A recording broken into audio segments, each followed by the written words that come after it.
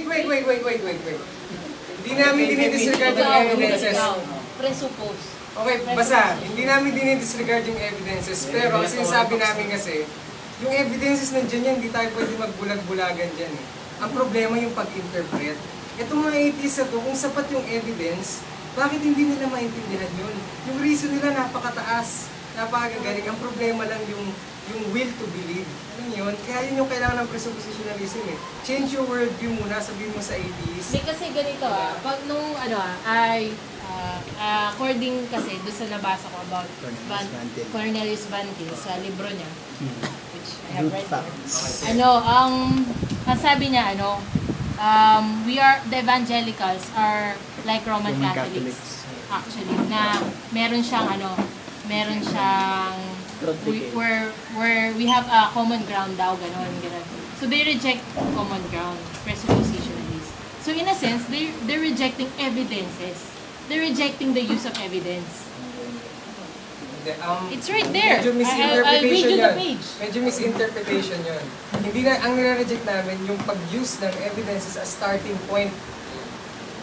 Pero yung evidences, kasi parang ganito yan eh, Nandiyan ka sa harap ko, phenomena. Na-experience ko, nakikita kita dyan na. Tapos sasabihin ko na wala ka. Yun eh. Pero yung evidences nandiyan yan, empirically. Pero ang ginagawa lang namin, ini-interpret namin in light of the Bible. At ang ginagawa nyo, nanggagaling kayo sa evidences mo, which is bago yung presupposition. Diba? Ang evidences nandiyan yan, hindi tayo pwede magbulag-bulagan yan. Tawag nyo nga dyan, brute facts eh. Pero kami, revelatory facts lang. Hindi. Bro, brute mute facts. Ba't sabi na sabi ko doon yun, bro. Uy, si CVP ko. Ay, si Sir. Minaster ni Sir. For Cornelius, facts are brute facts if they are not evaluated by the Scripture. And that's what we're doing. Pero kami, we evaluated it sa Scripture. So tawag namin revelatory facts. Psalm 8, the heavens declare the glory of God.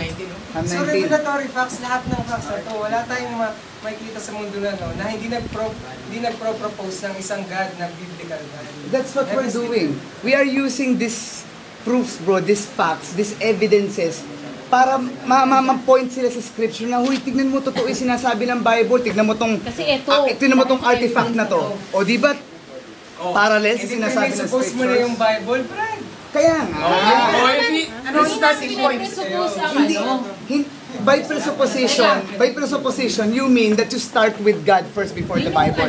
But us, we start with evidences to prove the Bible. Pero diba limited yung evidence? Yun nga yung limited nga, bro, pero it aids.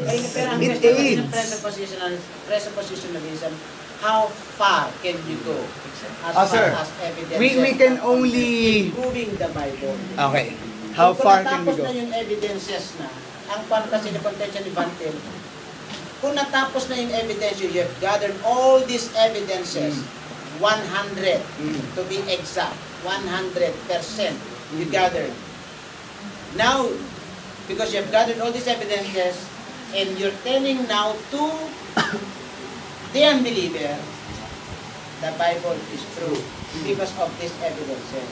So, evidences therefore affirm the veracity or the truthfulness of the Scripture.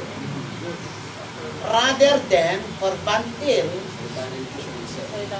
salita ng Diyos, even if walang evidences.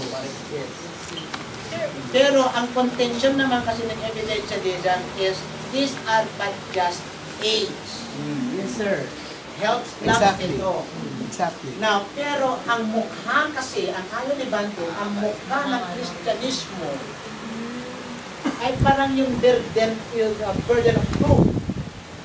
Talagang parang mas satisfy lang ang curiosity ng tao, ginagawa natin yun. Parang mawin natin. Yung interpretation ni Van Til. Yes, that's the interpretation.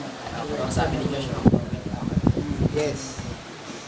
If belief in God is going to be a rational belief, yun yung pinipinpoint mo. Maging rational belief. Then we must be able to demonstrate its truthfulness by evidence. Paano mo, sabi nga ni Mitch, yung evidences ay insufficient dahil hanggang saan kayo aabot. Kung wala ng evidence kayo mapakita, pinakita nyo na lang, ano, nasusundin yung gagawin. Kaya nga babalik siya. din tayo sa Bible, bro. Pero we start with evidences. Ganun yung evidence Hindi reason. nga, Gets? ban- That's hindi the- We kami- can only go so far in making the person understand general revelation. That God is, and that He is this. Pero special revelation, of Special course, revelation gagamitin namin ng Bible yan. Hindi naman, di ba sinabi namin kanina, we agree with what you presuppose. We're not rejecting the Bible. We Yes. agree with what you presuppose. Pero hindi namin ina-agree na doon kayo magsa-start palagi, all the time. Yes. Kasi you cannot...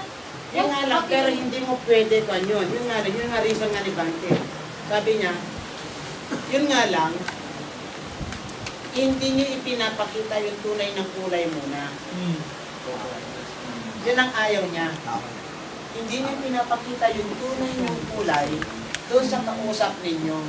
Baka mamaya matisod, o baka mamaya iwanan kayo, o baka mamaya start na yung na-close na yung argument. Sa mga disadvantages. So, yun ang ayaw na yun. Apo.